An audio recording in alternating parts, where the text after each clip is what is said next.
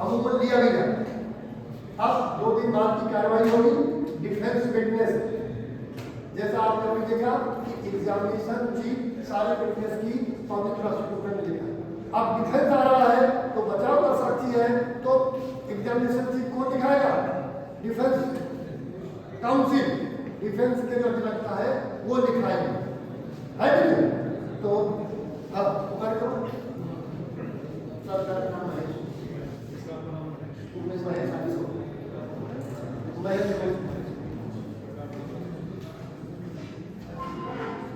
सरकार बनाम महेश में अभियुक्त महेश हाजिर हो।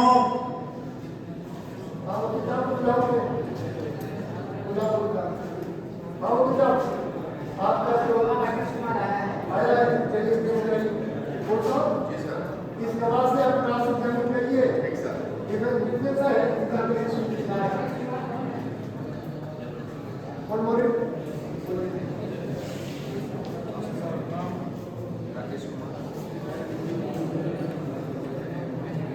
आवाज नहीं।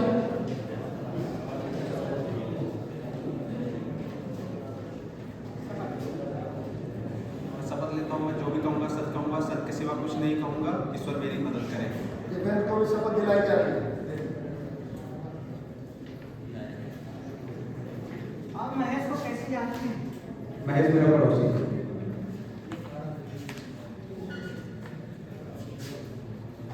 वादी रामू का घर महेश के घर से कितना दूर है?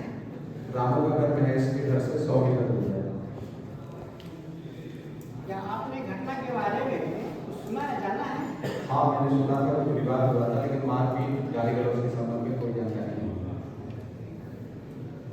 क्या आपको वादी चुड़ैल है उसके हाथ तोड़ने की बात की जानकारी है? नहीं, ऐसी कोई जानकारी नहीं है। महेश एक शांत स्वभाव का व्यक्ति है, वो ऐसा नहीं कर सकता। कि महेश के खिलाफ रामू ने क्यों मुकदमा लिखा है, कुछ बता सकते हैं? दूध के पैसे को लेकर दोनों में विवाद था, इसी में रंजिशन फंसाने के लिए मुकदमा लिखा है। सर्च कंप्लीट हो गया है। हाँ, लर्निंग प्रोसीजर आप क्लास एग्जामिन करेंगे। आप महेश को पहले से जानते हैं? हाँ, महेश मेरा पड़ोसी है, मेरे साथ मेरे नाम है। रामू को भी पहले से जानते हैं? जी, रामू को भी पहले से जानते हैं। तो महेश ने रामू के साथ मारपीट गाली गलौज नहीं की, आप कैसे कह सकते हो?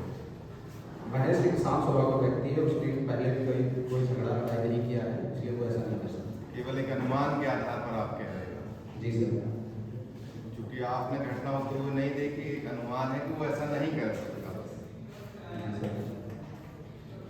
आप महेश के पड़ोसी हो, केवल इस कारण से उसको बचाने के लिए उसके पक्ष में झूठी गवाही दे रहे हैं। ये कहना गलत है। आप महेश के दबाव में हो क्या? ये कहना गलत है कि मैं महेश के दबाव में हूँ। क्या आप घटना वाले दिन महेश के साथ थे? नहीं, मैं महेश के साथ नहीं था। अगले दिन मुझे महेश बताया था कि मैं उस दिन आपका गया था। यह कहना सही है कि आपने घटना होते हुए नहीं देखी? जी ठीक है सर, कंप्लीट। हाँ, लर्निंग डिफेंस काउंसिल कोई और विटनेस डिफेंस के ऊपर केस तो नहीं कर रहा आपको? अच्छा ठीक है, इसका सब लिखिए, आर्डर शीट लिख लीजिए। आज 10 का तलवा लीजिए गवाह के, आर्डर शीट लिखिए। आज इस मामले में उभय पक्ष की गवाही समाप्त हुई। मामले में माननीय उच्च न्यायालय का त्वरित गति से निस्तारण का आदेश निर्गत किया गया है। ऐसी स्थिति में पत्रावली का शीघ्र निस्तारण किया जाना है। अतः पत्रावली वास्ते अंतिम बहस दिनांक 9/2/2024 को नियत की जाती है।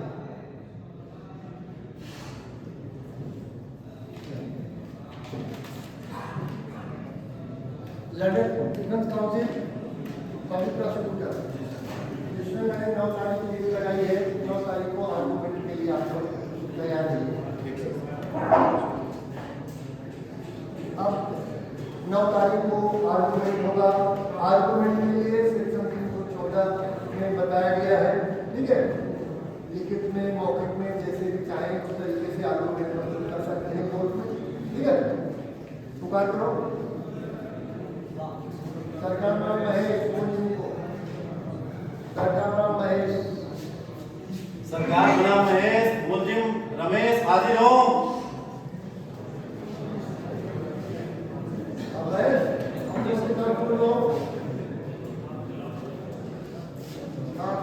जी सर। इसमें आर्गुमेंट शुरू करिए। पहले जी सर। आप अपनी शुरू रखिए। घटना दिनांक 2/9/2023 सुबह 8 बजे की है। घटना दिनांक 2/9/2023 सुबह 8 बजे की है। वादी मुकदमा रामू के साथ महेश ने पुलिस अकादमी के प्रशासनिक भवन के गेट के बाहर एटीएम के पास मारपीट की और उसको एक डंडा हाथ में मारा, जिससे उसके दाहिने हाथ की हड्डी तोड़ दी और माँ बहन की गंदी गंदी गालियाँ दी तथा जान से मारने की धमकी दी। वादी मुकदमा ने अंतर्गत धारा 323, 504, 506 आईपीसी में सिविल लाइन थाना मुरादाबाद पर मुकदमा दर्ज कराया, जिसकी विवेचना ऐसा आईओ रणवीर सिंह एसआई हैं जो कि उनके द्वारा इसमें धारा 325 आईपीसी की बढ़ोतरी एक्सरे प्लेट और एक्सरे रिपोर्ट के आधार पर की और आरोप पत्र मान्य न्यायालय में प्रेषित किया। आरोप पत्र मान्य न्यायालय में प्रेषित होने के उपरांत मान्य न्यायालय ने उस पर विधिक मस्तिष्क का प्रयोग करते हुए संज्ञान लिया तथा आरोप विवेचित किए। अभियोजन की ओर से कुल 6 साक्षी परीक्षित कराए गए हैं, जिसमें PW1 वादी मुकदमा रामू है, जिसने अपनी तहरीर को साबित किया और कथन किया कि अभियुक्त महेश ने उसके साथ गाली गलौज, मारपीट और जान से मारने की धमकी दी तथा उसका दाहिने हाथ की हड्डी तोड़ दी। उसके बाद एक आई विटनेस है जो मनोज है, उसने घटना को मौके पर देखा और उसने भी वादी मुकदमा का सपोर्ट किया और उसको महेश के खिलाफ बयान दी। उसके बाद डॉक्टर विशाल पेश किए गए, जिन्होंने इंजरी रिपोर्ट तैयार की और प्रदर्श का 3 के रूप में अपनी इंजरी रिपोर्ट को साबित किया। उन्होंने भी ये बताया कि घटना ये जो चोटें हैं ताजी हैं और दिनांक 2/9/2023 को आना संभव है और लाठी से आना और डंडे से आना संभव है। उसके बाद रेडियोलॉजिस्ट डॉक्टर ए.के. जैन परीक्षित कराए गए, जिन्होंने अपनी एक्सरे रिपोर्ट और एक्सरे प्लेट को वस्तु प्रदर्श 1 और प्रदर्श का 3 के रूप में साबित किया। इसके पश्चात जो है कांस्टेबल क्लर्क विनीत पेश किए गए। विनीत ने अपने जीडी और एफआईआर को साबित किया वस्तु प्रदर्श का 4-5-6 के रूप में। उसके बाद आईओ पेश किए गए, जिसमें PW6 हैं, उन्होंने अपना नक्शा नजरी और आरोप पत्र प्रेषित किया, जिसको उन्होंने न्यायालय के समक्ष साबित किया है और प्रदर्श का 7 का 8 के रूप में साबित किया। अभियोजन की ओर से पूरा मामला साबित है सर, युक्ति संदेह से परे साबित है।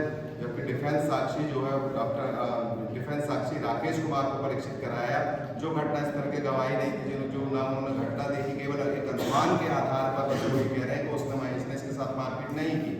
अभियोजन की ओर से सर पूरा मामला साबित है, अभियुक्त की दोष सिद्धि हुई।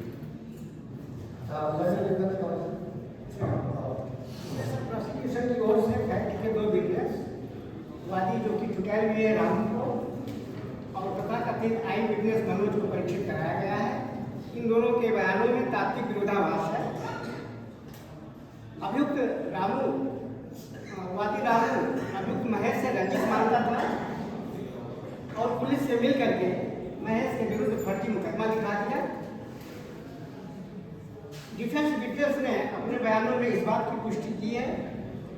वास्तविकता यह है कि अभियुक्त महेश बहुत शांत और इज्जतदार व्यक्ति है, इसके द्वारा ऐसा कोई घटना कांड नहीं किया गया है। डॉक्टर से पूछे गए प्रश्नों में उनके द्वारा ये भी बताया गया है कि ऐसी चोटें गिरने से आ सकती हैं। इसलिए सर मेरा यह अनुरोध है कि प्रोसिक्यूशन ने अभियुक्त के खिलाफ प्रोसिक्यूशन स्टोरी को संदेह से परे साबित नहीं किया है। अभियुक्त दोषमुक्त किए जाने योग्य है। दोषमुक्त करने की कोई तात्विक विरोधाभास नहीं है। माइनर कंट्राडिक्शन आना कोई बहुत बड़ी बात नहीं है। कोई भी फैक्ट का जो है कंट्राडिक्शन नहीं है।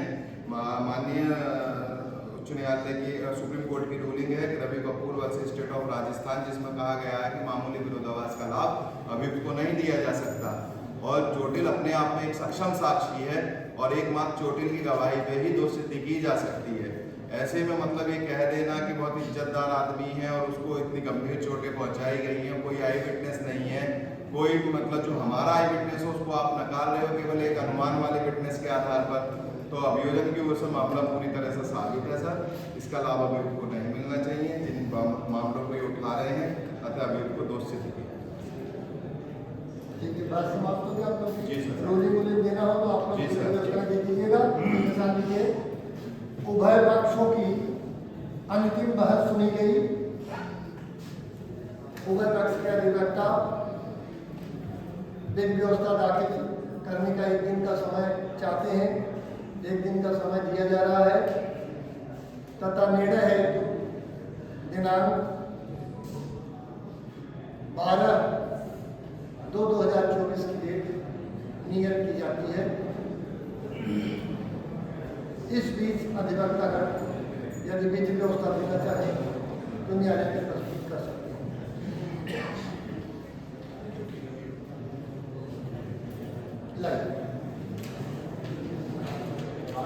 के दस्तखत बनवा लीजिएगा और बड़े को दे दीजिए। आज की कार्रवाई समाप्त की जाती है। अब 12 तारीख आ रही, आर्गूमेंट हो गया दोनों तरफ से, बीच में विधि व्यवस्था भी दाखिल कर दिए लोग, ठीक है। अब 12 को जजमेंट होगा, ठीक है। पुकार करो आदेश को शामिल हो। सेक्शन 353 सरकार बनाम महेश, अभियुक्त महेश हाजिर हो। निर्णय पारित किया जाता है। निर्णय न्यायालय की भाषा में होगा। अवर न्यायालय की भाषा है वो हिंदी है, ठीक है। अवर न्यायालय की लैंग्वेज हिंदी है, इतना आप लोग जान लीजिए। हाँ, अपने वकील साहब को बुलाओ। और मोरिद कस्टडी में लो, आरोपी कस्टडी में लीजिए। 5 लाख लोग में भेज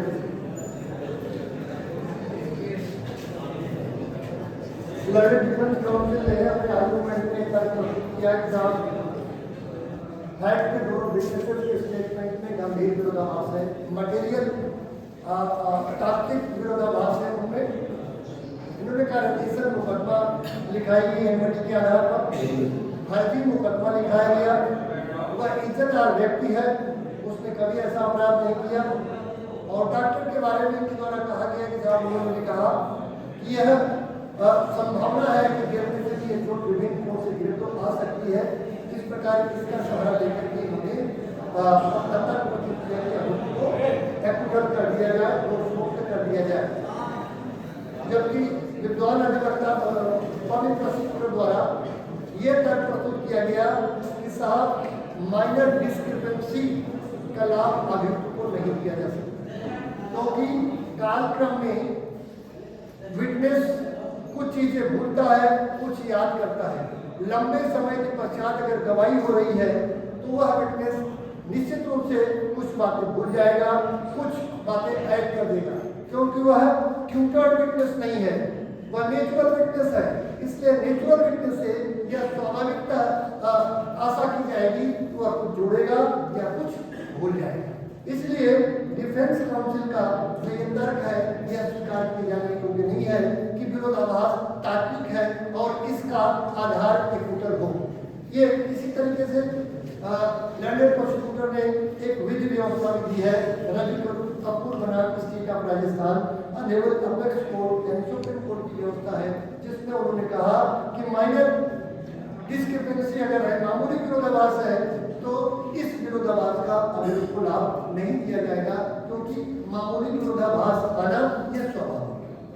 क्योंकि मनुष्य जो भी गवाही दे रहा है वह कंप्यूटर नहीं है कि जैसा डालेंगे उसमें वही नहीं, ठीक है। कार्यक्रम में कुछ वह भूल जाएगा, कुछ उसमें वृद्धि करेगा। इस आधार पर भी डिफेंस का यह तर्क स्वीकार किए जाने योग्य नहीं है। डिफेंस का दूसरा तर्क के साथ रंजिश के आधार पर यह मुकदमा, रंजिश दो धारी तलवार होती है। एनिमिटी जो है यह दो धारी तलवार होती है, विच कट्स बोथ साइड। यह ऑनरेबल अपेक्स कोर्ट ने कहा है कि अगर कोई पक्षकार एनिमिटी लेकर के आ रहा है तो एनिमिटी को प्रूव करना होगा गवाहों के माध्यम से, डॉक्यूमेंट के माध्यम से। तो यहाँ इस केस में रंजिश मात्र आर्गूमेंट से साबित नहीं होता। डिफेंस काउंसिल ने कोई भी ऐसा साक्ष्य प्रस्तुत किया है जिससे एनिमिटी साबित हो, इसलिए इसका भी लाभ अभियुक्त को नहीं दिया जा सकता। जहाँ तक फर्जी मुकदमे की बात है तो फर्जी मुकदमा तब लिखा जा सकता है या कार्रवाई हो सकती है जब सभी एनिमिटी, सभी की एनिमिटी हो, सभी रंजिश मानते हो। कांस्टेबल अलग डॉक्टर दोनों अलग जगह के रहने वाले हैं, इनसे इनकी कोई नियुक्ति हो ही नहीं सकती, इसलिए फर्जी इनको केस में फंसाए जाने का तर्क भी स्वीकार किए जाने योग्य नहीं है। इनके द्वारा एक तर्क प्रस्तुत किया गया कि इज्जतदार है। इज्जतदार होना अलग बात है, लेकिन किसी अपराध को करना अलग बात है। क्योंकि अपराध इन्होंने किया जो साक्ष्य से प्रमाणित है, इसलिए इज्जतदार होना इनके लिए कोई लाभ पाने का आधार नहीं हो सकता, इसलिए इसका भी आधार इनको नहीं दिया जाएगा। नेक्स्ट अगला इनका तर्क था कि साहब डॉक्टर ने कहा कि अगर विभिन्न गुणों से वह गिरे तो उसे गिरने से भी चोटें आ सकती है, इसलिए संभावना के आधार पर अपना प्रूव करना चाहते हैं। इसका भी लाभ इनको इसलिए नहीं दिया जाएगा कि जहां ऑक्यूलर टेस्टिमनी और डॉक्टर के स्टेटमेंट में डिस्क्रिपेंसी हो, विरोधाभास हो, तो वह अपेक्स कोर्ट का कहना है कि ऑक्यूलर टेस्टिमनी ऐसे एविडेंस पर प्रिवेल करेगी, ऑक्यूलर टेस्टिमनी मानी जाएगी, डॉक्टर के साक्ष्य को नहीं माना जाएगा। लेकिन डॉक्टर ने मुख्य परीक्षा में स्पष्ट रूप से कहा है कि दिनांक 2/9/2024 को यह चोट 23 को ये चोट पहुंचाई गई है, 8 बजे सुबह पहुंचाई गई है और डंडे से मारने से ये चोट उसी समय आनी संभव है। स्पेसिफिकली डॉक्टर ने बयान दिया है और जो साक्ष्य आए हैं, ऑक्यूलर टेस्टिमनी आई है, उस ऑक्यूलर टेस्टिमनी से डॉक्टर का जो साक्ष्य आया है उसमें कोई भी विरोधाभास नहीं। डॉक्टर ने बल्कि मौखिक साक्ष्यों के बयानों को अपने डॉक्यूमेंट्री एविडेंस से संपुष्ट किया है, इसलिए अभियुक्त का यह तर्क भी संधारित किए जाने योग्य नहीं है। संपूर्ण तथ्यों और परिस्थितियों तथा साक्ष्य का अवलोकन करने से अभियुक्त महेश को धारा 323, 504, 506, 325 IPC में दोष सिद्ध किया जाता है। दंड के विरुद्ध पे हम चाहेंगे कि डिफेंस काउंसिल कुछ करना चाहे क्वांटम ऑफ कंफ्लिक्ट में, तो अपने अभियुक्त का बचाव कर सकते हैं। सर मेरा कहना है कि घर का अकेले कमाने वाला व्यक्ति है, इसके छोटे छोटे बच्चे हैं, इसके घर में भी कमाता है, परिवार में कोई कमाने वाला है नहीं। अगर इसको कारावास से दंडित किया जाएगा तो इसका घर परिवार बर्बाद हो जाएगा, इसलिए मेरा अनुरोध है कि कम से कम दंड से दंडित करने की कृपा करें। सर अभियुक्त को अधिकतम दंड से दंडित किया जाए, गरीबी कोई आधार नहीं हो सकती दंड से सजा कम पाने का। और साथ ही साथ जो वादी मुकदमा है उसको उसके हाथ की हड्डी तोड़ी गई है, वो लगभग 2 महीने अपने घर पर पड़ा रहा, बिना कामकाज के पड़ा रहा, उसको प्रतिकर भी उपलब्ध इससे कराया जाए सर। तो अधिकतम दंड से दंडित किया जाए, साथ ही साथ वादी को प्रतिकर भी दिलाया जाए। दंड के विषय पर मैंने बचाव पक्ष के अधिवक्ता तथा विद्वान बचाव पक्ष द्वारा अपने तर्क में कहा गया कि साहब ये गरीब आदमी है, एक मात्र घर का कमाने वाला है, छोटे छोटे बच्चे हैं, वृद्ध माता पिता इसके हैं, जिनकी देखभाल करने की जिम्मेदारी इसके ऊपर है, इसलिए इसको कम से कम दंड दिया जाए और हो सके तो जुर्माने से ही छोड़ दिया जाए। जबकि विद्वान पब्लिक प्रोसिक्यूटर ने इसका गंभीरतापूर्वक विरोध किया है और उनका कहना है कि साहब ये बड़े ही दयालु तरीके से घटना को अंजाम दिया गया है और डंडा मार करके हाथ की हड्डी तोड़ दी गई है। 2 महीने तक वह अपना कोई कामकाज नहीं कर सका। मामले की तथ्यों परिस्थितियों को देखते हुए तथा माननीय उच्च न्यायालय की विधि व्यवस्थाओं को देखते हुए यदि अभियुक्त को कम दंड दिया जाता है तो इसमें न्याय दिया जाना दिखाई नहीं देता, इसलिए न तो न्याय दिया जाए बल्कि न्याय दिया जाना यह दिखाई नहीं पड़ना चाहिए, इसलिए न्याय उसमें दिया जाना दिखाई पड़े। अगर अभियुक्त को कोई भी इसमें लाभ दिया जाना मेरे दृष्टिकोण से उचित प्रतीत नहीं होता है। अभियुक्त को निम्न प्रकार से दंडित किया जाता है। धारा 323 IPC के अपराध में 6 माह के साधारण कारावास का दंडादेश तथा 500 रुपये अर्थदंड के दंडादेश से दंडित किया जाता है। अर्थदंड न देने की स्थिति में 15 दिवस का अतिरिक्त कारावास भुगतना होगा। धारा 500 504 IPC में 1 वर्ष का साधारण कारावास व 1000 रुपए अर्थदंड का दंड दे दिया जाता है। अर्थदंड न देने पर 1 माह का अतिरिक्त साधारण कारावास भोग देगा। 506 IPC के अपराध के लिए 3 वर्ष का साधारण कारावास व 2000 रुपए अर्थदंड। अर्थदंड न देने की स्थिति में 2 माह का अतिरिक्त साधारण कारावास भोग देगा। 325 IPC में 3 वर्ष का साधारण कारावास व 5000 रुपए अर्थदंड एवं अर्थदंड न देने की दशा में 5 माह का अतिरिक्त साधारण कारावास भोग देगा। अर्थदंड की धनराशि में से 7000 रुपए पीड़ित को प्रतिज्ञा के रूप में दिया जाए। आज का निर्णय खुले न्यायालय में सुनाया गया। अभियुक्त को निर्णय की एक निःशुल्क प्रति तत्काल दी जाए। हाँ सर, मेरा एक अनुरोध है जी। CRPC के धारा 389 के प्रोविजन के आलोक में अभियुक्त को अपील करने के लिए जवानों को छोड़े जाने को कहा। आप जुर्माने की राशि आप जमा करा दीजिए और बेल एप्लीकेशन जमा जमा। ठीक। अब ये 3 साल तक अगर कारावास से दंडित किया जाता है तो एज ए राइट बेल पाने का अधिकार है। अपील और क्योंकि इसमें 3 साल की सजा दी गई।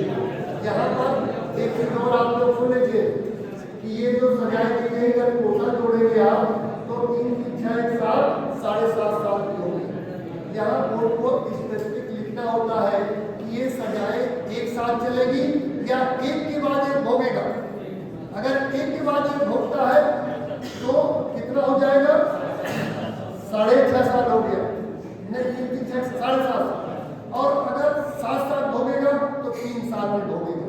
क्योंकि मैक्सिमम 3 साल की गई है तो कोर्ट अगर इस सजा को कहता है कि एक के बाद एक भोगेगा तो इनके एप्लीकेशन को रिजेक्ट भी कर सकता है बेल एप्लीकेशन, ठीक है। और एक साथ कहेगा तो 3 साल में इसकी सजा पूरी हो जाएगी, ठीक है। और अगर 3 साल से अधिक कितनी भी सजा करते 2 महीने की और कर देता तो ये इसमें एज ए राइट की अपील की मांग नहीं कर सकते, ठीक है। इसलिए सेक्शन 389 का इन्होंने सहारा दिया, ठीक है। और कोई कंक्लूजन इसमें? आज की कार्रवाई न्यायालय की समाप्त की जाती है।